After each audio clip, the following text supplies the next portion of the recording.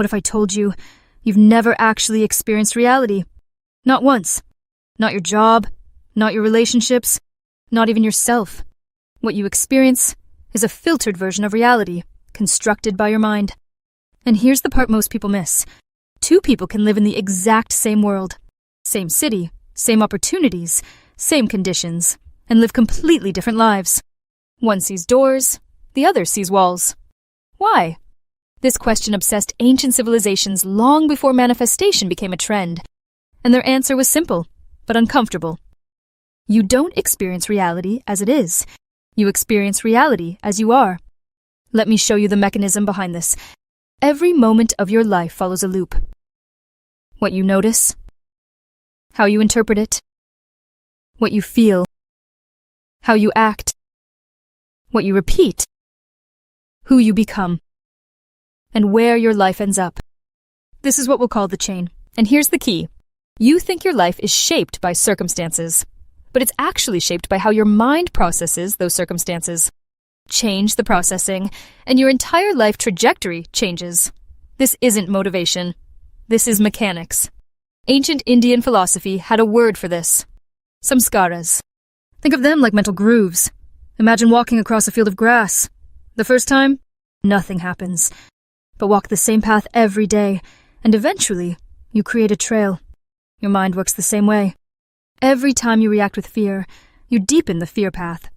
Every time you interpret rejection, you strengthen the I'm not enough path. Over time, these paths become automatic. You don't choose what to see. You see what your grooves allow. That's why one person sees opportunity, another sees risk. One sees connection, another sees rejection. Same reality, different grooves. And here's the scary part. Most of these were formed in childhood, before you even knew what you were doing.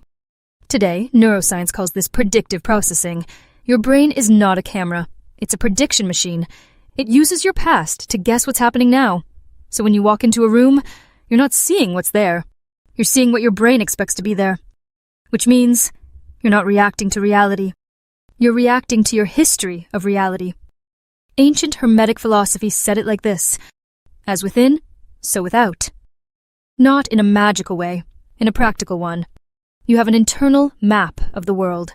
It tells you what's possible, what's dangerous, who you are, and you navigate life based on that map.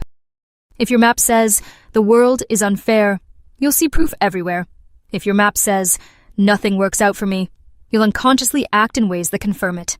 And here's the brutal truth.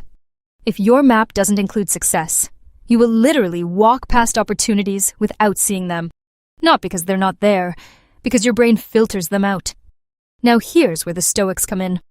They discovered something critical. Between what happens and how you feel, there is a gap. And inside that gap is your power. Let's say you get rejected. Most people go straight to, I'm not good enough. But that's not reality. That's interpretation.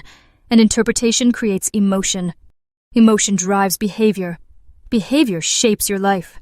The Stoics trained themselves to pause and ask, is this actually true or just my assumption? That pause is everything. Because if you change the interpretation, you change the entire chain. Sufi and Kabbalistic traditions used a different metaphor. The mind is a mirror, but most mirrors are distorted, not because you're broken, because of emotional residue. Fear, ego, insecurity, past pain. These don't just affect how you feel, they affect what you see. If your mirror is distorted, you don't see reality clearly. You see your fears reflected back at you. That's why insecure people see rejection everywhere. Angry people see disrespect everywhere. Confident people see opportunity everywhere. Same world, different mirror. Taoism adds one final piece. Most people fail not because they don't try, but because they force the wrong things. They push against themselves, against timing, against reality. The Taoist idea is simple. Stop forcing. Align. Like water. Water doesn't fight the rock. It flows consistently until the rock gives way. That's how real change works. Not intensity, consistency.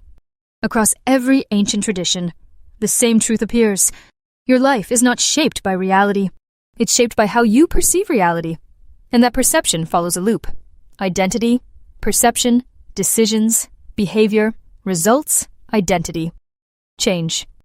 One part, and the entire system reorganizes. This is the part modern manifestation gets wrong. It tells you to think positive and wait. But the ancients never said that. They said, observe your mind, train your perception, rewrite your identity. Act differently. Because the truth is, the universe isn't listening. You are. And once you change how you see, you change everything that follows.